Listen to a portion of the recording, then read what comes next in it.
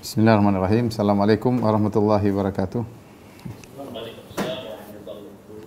Alhamdulillahi ala ihsanih wa syukru lahu ala taufiqihi wa amtinanih. Asyhadu an la ilaha illallah wahdahu la syarika lahu ta'ziman li sya'nih wa asyhadu anna Muhammadan abduhu wa rasuluhu da'ila ridwanih. Allahumma salli alaihi wa ala alihi wa ashabihi wa ikhwani.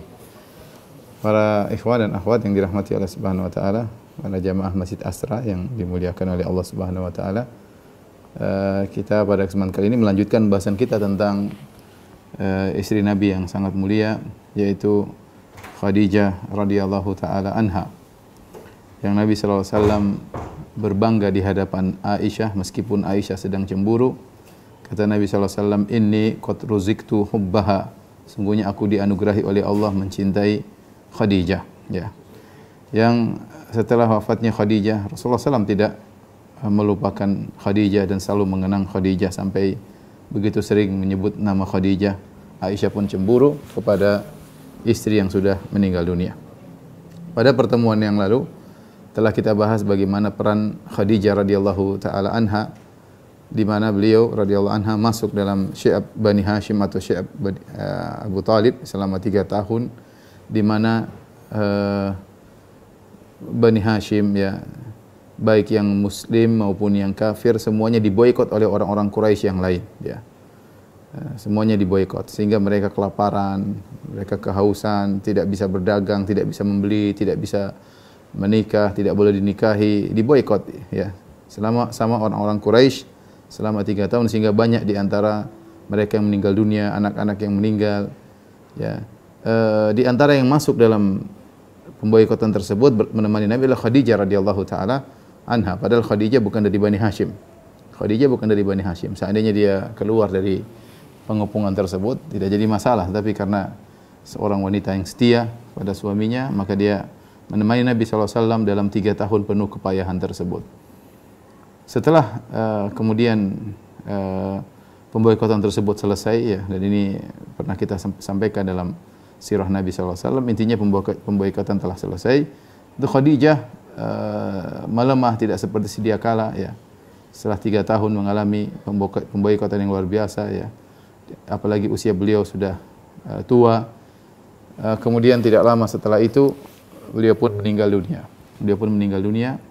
Ya, kebanyakan ulama berpendapat beliau wafat radhiyallahu taala anha pada tahun 10 kenabian, kenabian, yaitu setelah Nabi sallallahu alaihi wasallam berdakwah selama 10 tahun, yaitu kira-kira 3 tahun sebelum hijrah.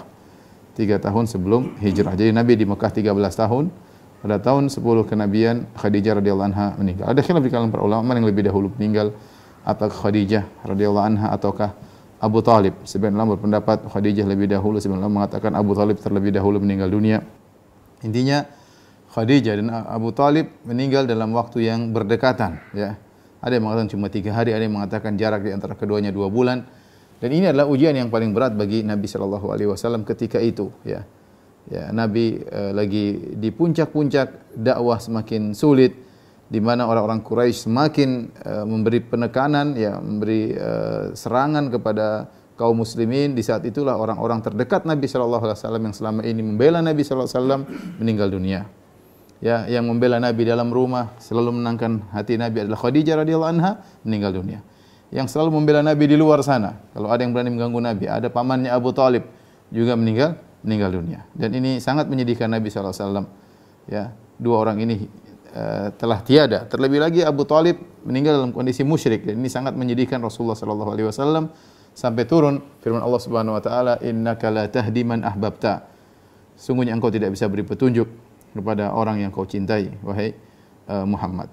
Oleh karena sebagian ulama mengatakan tahun tersebut dengan nama Amul Huzn atau Amul Ahzan, tahun kesedihan bagi Rasulullah sallallahu alaihi wasallam. Bagaimana tidak di puncak-puncak kesulitan yang beliau hadapi, kalau pulang ke rumah beliau tidak melihat lagi senyuman yang biasanya beliau lihat di rumah tersebut. Ya, Khadijah sudah tidak ada. Tidak lagi yang menenangkan Nabi sallallahu alaihi wasallam, tidak ada yang menjadi tempat curhat Nabi sallallahu alaihi wasallam, itu semua sudah tiada dengan wafatnya Khadijah radhiyallahu taala anha. Para ulama menyebutkan di antara yang menakjubkan bagi Khadijah, ya. Beliau wafat di saat kondisi belum menyenangkan bagi kaum muslimin. Berbeda dengan istri-istri Nabi yang lain. Nabi SAW sudah ke Madinah, ya. Rasulullah SAW sudah menjadi kepala negara di sana. Kemudian para sahabat sudah banyak, ya. Kemudian terjadi kemenangan-kemenangan dalam peperangan, ya. Dan itu semua tidak dirasakan oleh Khadijah. Khadijah wafat di saat-saat sulit. Sehingga kata sebagian ulama, Allah ingin agar Khadijah radhiyallahu anha mendapatkan ganjarannya secara sempurna. Ya, dia berbeda dengan istri-istri Nabi yang lain. Semua istri Nabi juga mengalami kesulitan. Tapi tidak ada yang mengalami kesulitan seperti Khadijah radhiyallahu taala anha. Ya, perjuangan demi perjuangan tiada henti-hentinya sampai diboikot selama 3 tahun, sampai tubuhnya lemah, sampai akhirnya meninggal dunia. Ya. Dan tidak ada dunia yang dirasakan oleh Khadijah. Dakwah belum selesai, dakwah baru masih di permulaan, ya. Berbeda tatkala Nabi sudah di Madinah, sudah menang dalam perang Badar, menang dalam peperangan, kemudian futuhat Islamiyah dan yang lainnya, ya. Oleh karenanya tadi sebenarnya mengatakan Allah ingin agar pahala yang Allah berikan kepada Khadijah sempurna, ya. Di antara keistimewaan Khadijah, Rasulullah sallallahu alaihi wasallam selama hidup bersama Khadijah 25 tahun, Rasulullah sallam tidak berpoligami. Padahal Rasulullah ingin poligami mudah. Ya, siapa yang tidak ingin putrinya menikah dengan seorang seperti Muhammad bin Abdullah yang akhlaknya terkenal, yang nasabnya tinggi, ya, apalagi seorang nabi, ya.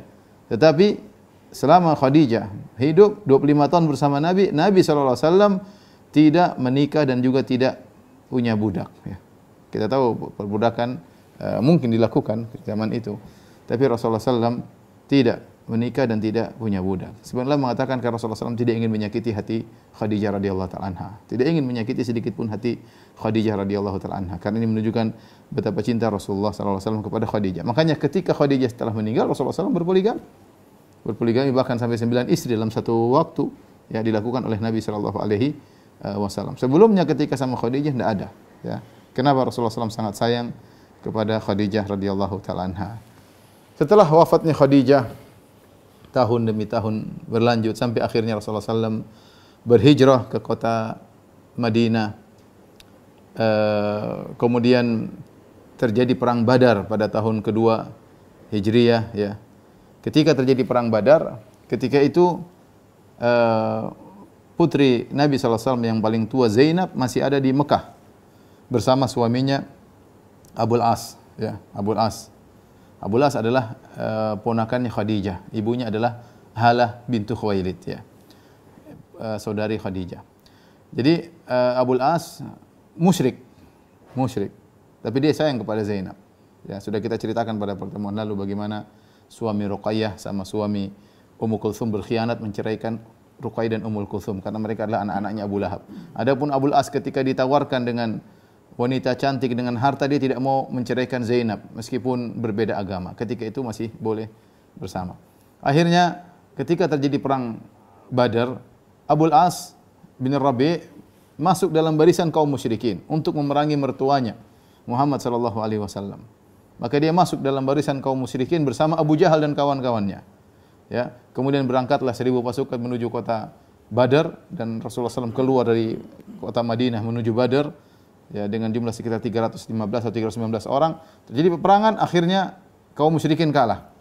Ketika kaum musyrikin kalah, maka terjadi orang-orang yang ditawan oleh Rasulullah sallallahu alaihi wasallam. Di antara yang ditawan adalah Al-Abbas bin Abdul Muttalib dari keluarga Nabi sallallahu alaihi wasallam, pamannya Nabi. Al-Aqil bin Abi Thalib, sepupunya Nabi sallallahu alaihi wasallam. Banyak yang ditawan, ya. Puluhan ditawan. Di antara orang yang ditawan adalah Abul As, mantunya Nabi sallallahu alaihi wasallam. Akhirnya Rasulullah SAW bikin pengumuman kepada orang Quraisy di Mekah, siapa yang ingin menebus tawanan mereka, silakan kirim harta. Rasulullah SAW minta harta dari mereka banyak karena untuk kekuatan negara, untuk kekuatan perang, maka Rasulullah minta harta dari mereka. Maka datanglah tebusan-tebusan datang dengan harta untuk menebus saudara-saudara mereka yang tertawan oleh Muhammad sallallahu alaihi wasallam. Ternyata Zainab radhiyallahu anha putri Nabi sallallahu alaihi wasallam di Mekah mendengar suaminya ditawan oleh bapaknya. Zainab sayang kepada Abul As, suaminya yang setia, tetapi beda agama menjadikan akhirnya terjadi peperangan antara suaminya dengan bapaknya sendiri. Zainab ketika mendengar bapaknya Muhammad sallallahu alaihi wasallam memberi tawaran untuk tebusan, maka Zainab pun mengirim tebusan untuk menebus suaminya Abul As, ya. Maka dikirimlah tebusan harta yang sedikit. Zainab tidak punya apa-apa. Kemudian dia lepaskan kalungnya yang dia miliki, dia letakkan di tebusan tersebut, kemudian dia kirim kepada Nabi SAW. Ya. Tahu kalung tersebutlah kalung yang pernah dipakai oleh Khadijah. Jadi sebagaimana mungkin saya sampaikan bahwasanya Zainab menikah dengan Abul As atas saran dari Khadijah radhiyallahu anha, karena Abul As adalah ponakan Khadijah, ya. Saya ulangi, jadi karena Abul As ibunya namanya Halah bintu Khuwailid, Khadijah namanya Khadijah bintu Khuwailid. Akhirnya menikahlah ponakan Khadijah Abul As dengan Zainab. Di malam pengantin karena Zainab tidak punya apa-apa, maka Khadijah tidak punya kalung untuk dia berikan kepada putrinya. Maka dia melepaskan kalung yang dia pakai yang sering dilihat oleh Nabi. Nabi setiap hari melihat kalung tersebut dipakai oleh Khadijah radhiyallahu taala anha. Karena tidak punya apa-apa, maka dia lepas kalung tersebut, dia berikan kepada putrinya Zainab untuk menghiasi Zainab bertemu dengan suaminya di malam pengantin. Ya. Ternyata kalung tersebutlah yang dilepas oleh Zainab untuk menebus suaminya Abul As yang masih musyrik tatkala itu. Maka akhirnya datanglah tebusan yang dikirim oleh Zainab kepada Nabi SAW dalam Musnad Imam Ahmad. Walamma ra'a an-nabiy sallallahu alaihi wasallam al-qiladah, tatkala Nabi SAW melihat kalung tersebut, ini kalung Khadijah, raqqalaha riqqatan syadidah, maka Rasulullah SAW sedihnya luar biasa. Semua kenangan indah teringat kembali oleh Nabi SAW. Ini kalung kekasihnya Khadijah radhiyallahu anha, yang setiap hari Nabi melihat kalung tersebut di leher istrinya Khadijah radhiyallahu taala anha. Ya, setelah sekian tahun Rasulullah tidak pernah melihat Khadijah, tiba-tiba kalung tersebut hadir. Ya, di mata Nabi sallallahu alaihi wasallam, di hadapan Nabi sallallahu alaihi wasallam dalam kondisi yang sangat menyedihkan, dikirim oleh putrinya Zainab yang masih ada di Mekah untuk menebus suaminya Abul As yang masih musyrik tatkala itu. Maka kata Aisyah radhiyallahu anha tatkala meriwayatkan hadis ini, kata Aisyah, "Walamma ra'a an-nabi sallallahu alaihi wasallam al-qiladah, raqqalaha riqqatan syadidah." Tatkala Nabi sallallahu alaihi wasallam melihat kalung tersebut, maka Nabi sallallahu alaihi wasallam sangat sedih luar biasa, ya. Kemudian semua ingatan tentang Khadijah, ya, berputar dalam benak Nabi sallallahu alaihi wasallam. Maka dengan penuh kesedihan Nabi sallallahu alaihi wasallam berkata kepada para sahabat, "In ra'aitum an tutliqu laha asiraha wa taruddu 'alaiha ma laha faf'alu." Wahai para sahabatku, kalau menurut kalian boleh, kalian kembalikan kalung ini kepada Zainab dan lepaskanlah tawanan Zainab ini suaminya, maka lakukanlah. Kata para sahabat, "Na'am ya Rasulullah." Para sahabat ngerti. Akhirnya Abul As dilepas oleh Nabi sallallahu alaihi wasallam. Ya. Kemudian Nabi sallallahu alaihi wasallam mengatakan, kalau sampai sana kirim Zainab ke Madinah. Dan benar, Abul As pulang, kemudian Zainab dikirim ke kota Madinah untuk bergabung dengan ayahnya. Dan terpisahlah, ya, Zainab dengan Abul As, ya. Zainab dengan Abul As. Ya. Pernikahan Zainab Abul As ini lahirlah seorang anak laki-laki yang kemudian meninggal dunia ketika masih kecil, dan kemudian juga ada putrinya yang bernama Umaymah, ya, bintu Abil As, ya. Umamah bintu Abil As, yang Rasulullah SAW ketika solat, wa huwa hamilu Umamah, Rasulullah SAW solat sambil menggendong cucunya, yaitu Umamah bintu Abil As, yaitu anak dari pernikahan Zainab dengan Abul As. Taib. Para ikhwan dan akhwat yang dirahmati oleh Allah Subhanahu wa taala, setelah itu nanti Abul As akhirnya masuk Islam, ya. Ketika setelah perpisahan, ya, gitu sekitar tahun 2 Hijriah, ya. Kemudian Abul As masuk Islam tahun 7 Hijriah. Ya. Bagaimana ceritanya? Setelah berpisah sekitar 6 tahun antara Zainab dengan Abul As, suami istri yang harus terpisahkan karena beda agama, maka suatu hari Abul As membawa barang dagangannya orang-orang Quraisy. Ya, kemudian ternyata dia dicegat oleh Sariyah, oleh pasukan kecil kaum muslimin, dan akhirnya dagangannya semua direbut oleh kaum muslimin, dan dia sempat kabur, dia tidak terbunuh. Ya, dia tidak tempat terbunuh dan dia kabur. Rupanya dia kabur ke mana? Dia masuk ke kota Madinah. Kemudian dia menemui istrinya Zainab. Zainab, dan dia minta untuk mendapatkan perlindungan, ya, Akhirnya Zainab menunggu ayahnya, di malam-malam datang menemui Zainab minta perlindungan. Bagaimana tidak bahagia Zainab ketemu dengan suaminya Abu Al-As, namun agama beda. Ketika itu belum dilarang untuk berkumpul suami istri yang beda agama. Akhirnya ketika Rasulullah SAW salat subuh, ya, kemudian Rasulullah SAW bertakbir dan orang-orang sudah bertakbir, di tengah saf wanita kemudian Zainab berteriak, Zainab berteriak, ayuhan nas, inni ajartu Abul As bin Rabi', wahai kaum muslimin sekalian, sungguhnya aku menjadi penanggung jawab, ya, Abul As bin Rabi'. Itu tidak boleh ada yang mengganggu dia. Setelah selesai salat Rasulullah SAW berkata, ya, walladzi nafsu Muhammadin biyadihi ma alimtu bi syai'in hatta sami'tu ma sami'tum. Aku sebenarnya tidak tahu apa-apa sampai aku dengar apa yang kalian dengar. Artinya Rasulullah SAW tidak ada kesepakatan dengan Zainab. Zainab sendiri yang ingin menolong suaminya, maka dia berteriak, wahai kaum muslimin, aku menjadi pelindung Abul As. Akhirnya Rasulullah SAW melindungi Abul As. Kemudian Rasulullah SAW menyuruh para sahabat untuk mengembalikan harta Abul As. Ya, Rasulullah baik sama dia karena Abul As baik sama putrinya, meskipun masih musyrik. Akhirnya harta yang sudah dirampas oleh kaum muslimin dikembalikan kepada Abul As. Abul As akhirnya pulang ke Mekah, bawa harta itu semua. Setelah itu dia kembalikan kepada orang-orang Quraisy harta-harta mereka. Setelah dia kembalikan, dia mendapatkan sikap yang luar biasa dari mertuanya Rasulullah SAW. Dan dia tahu bagaimana sikap mertuanya Rasulullah SAW. Ya. Dia sangat kenal betul bagaimana Nabi SAW. Maka saatnya dia pun masuk Islam. Ketika dia sudah kembalikan seluruh harta, kemudian dia berkata kepada orang-orang Quraisy, wahai orang-orang Quraisy sekalian, bahwasanya, ya, hal baqiya li ahadin minkum indi malun lam ya'khudhu, apakah masih ada sisa harta yang belum kalian ambil? Kata mereka, la, semuanya sudah kita ambil. Jazakallah khairan, kata mereka, semoga Allah membalas engkau kebaikan wahai Abul As. Maka mereka berkata, faqad wajadnaka wafiyan kariman, kami dapati engkau wahai Abul As seorang yang setia, yang jujur, yang baik. Maka Abul As kemudian berkata, fa inni asyhadu an la ilaha illallah wa anna Muhammadan abduhu wa rasuluh. Aku bersaksi bahwasanya tidak ada yang berhak disembah kecuali Allah dan Muhammad adalah hamba Allah dan rasulnya. Wallahi ma mana'ani anil Islam indahu illa takhawfu an tadhunnu anni innama aradtu an akula amwalakum. Saya tadinya mau masuk Islam sejak di Madinah, tapi saya khawatir kalau saya masuk Islam di Madinah nanti kalian bilang saya mau ngambil harta kalian, saya tidak kembalikan. Maka saya kembalikan tatkala Allah kembalikan harta kalian dan aku sudah selesai di urusan kalian, maka aku pun masuk Islam. Kemudian dia pun berangkat menuju Madinah dan dia bertemu dengan istrinya Zainab setelah 6 tahun berpisah, dan itu pada tahun 7 Hijriah. Tetapi tidak lama kemudian baru mereka berhidup bersama setahun.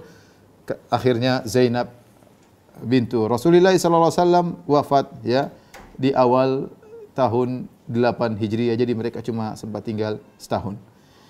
Inilah para ikhwan dan akhwat yang dirahmati oleh Allah Subhanahu wa taala, ya.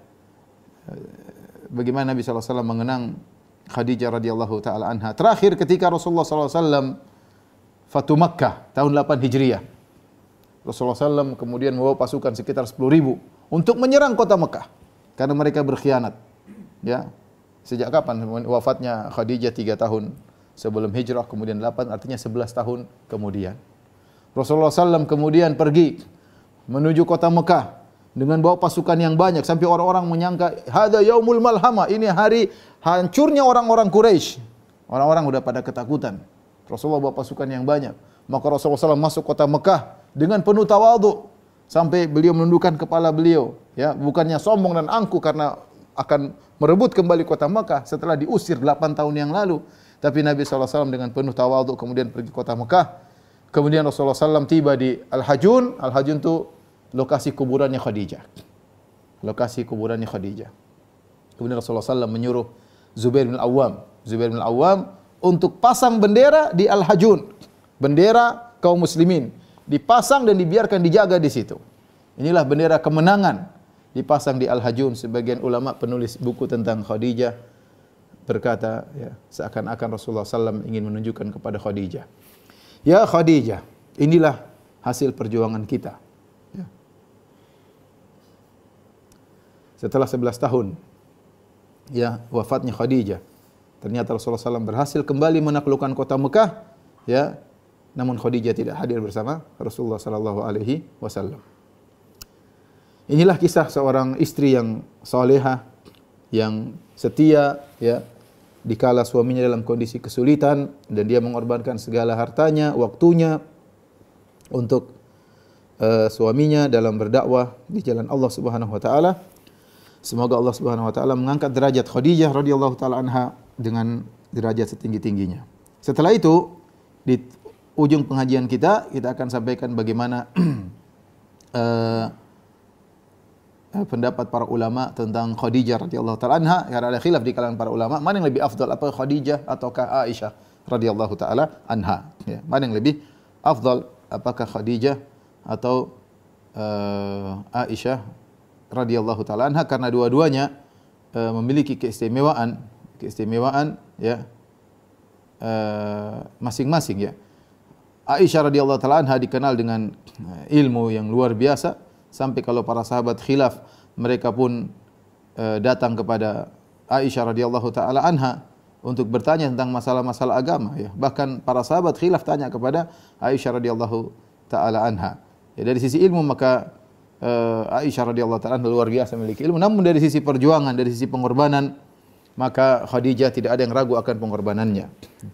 Oleh karenanya para ulama khilaf mana yang lebih afdal, Khadijah atau Aisyah radhiyallahu taala anha. Bahkan sebagian mengatakan Khadijah lebih afdal, sebagian mengatakan Aisyah lebih afdal, dan banyak ulama yang tawakuf ya.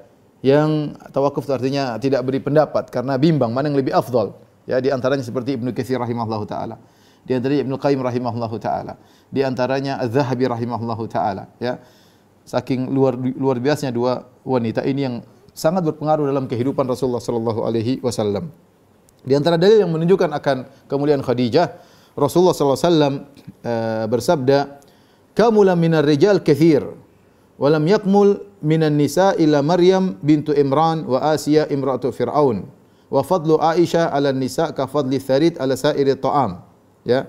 Jadi Nabi SAW pernah menjelaskan tentang keutamaan di sini keutamaan Maryam yang nanti akan digandingkan dengan Khadijah.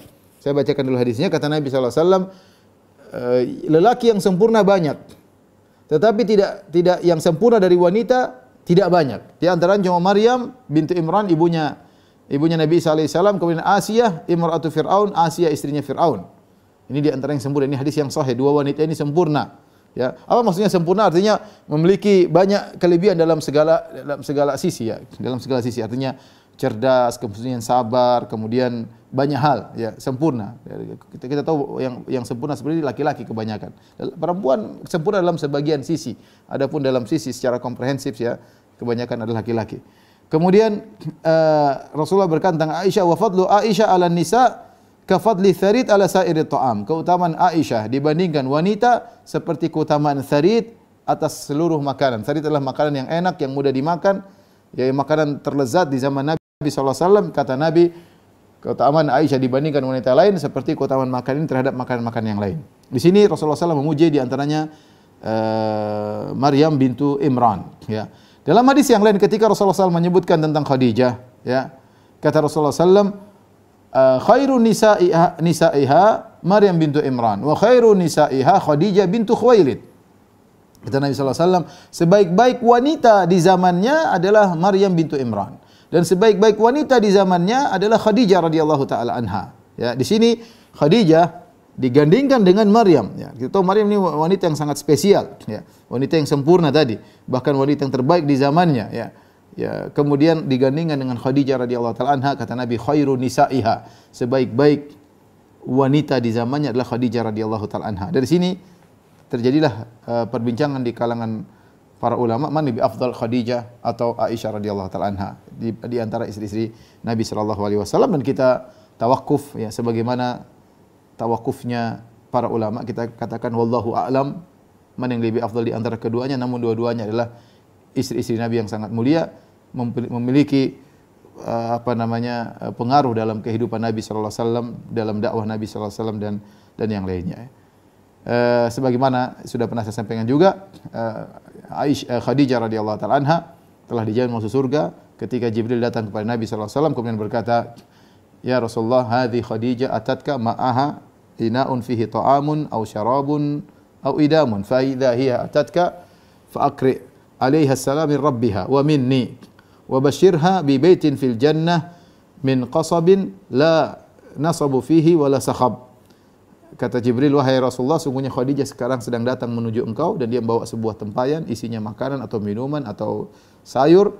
Jika dia telah tiba di rumah bertemu dengan engkau, maka sampaikanlah kepadanya bahwasanya Allah kirim salam kepadanya dan Jibril juga kirim salam kepadanya. Dan berilah kabar gembira kepada Khadijah bahwasanya dia akan mendapatkan suatu rumah di surga, ya, yang terbuat dari mutiara, ada yang mengatakan dari emas yang mulia, ya. Yang di situ tidak ada hiruk pikuk, tidak ada angkat suara dan juga tidak ada keletihan, ya. Dan ini dalil bahwasanya Khadijah telah dijamin masuk surga, ya. Dan kemudian surga tersebut penuh dengan ketenangan, ya. Kata para ulama karena Khadijah selama 25 tahun hidup bersama Nabi tidak pernah mengangkat suaranya di hadapan Nabi sallallahu alaihi wasallam. Ini adalah prestasi yang luar biasa bagi seorang istri. Semoga istri-istri kaum muslimin, istri-istri kita bisa meniru Khadijah radhiyallahu taala anha, menjadi istri yang sabar, ya, tidak mengangkat suara di hadapan suaminya, sabar dalam mengurus anak-anak, ya, dan itu adalah kebahagiaan para suami. Wallahu taala alam bisawab. Demikian saja para jamaah Masjid Asra Sunter Jakarta Utara, ya, yang dirahmati oleh Allah Subhanahu wa taala, dan juga Bang Pitung dan yang lainnya. Insyaallah kita bertemu lagi di pekan berikutnya dengan kisah sahabat atau sahabiat yang lainnya biidznillah taala. Wabillahi taufiq wal hidayah. Assalamualaikum warahmatullahi wabarakatuh.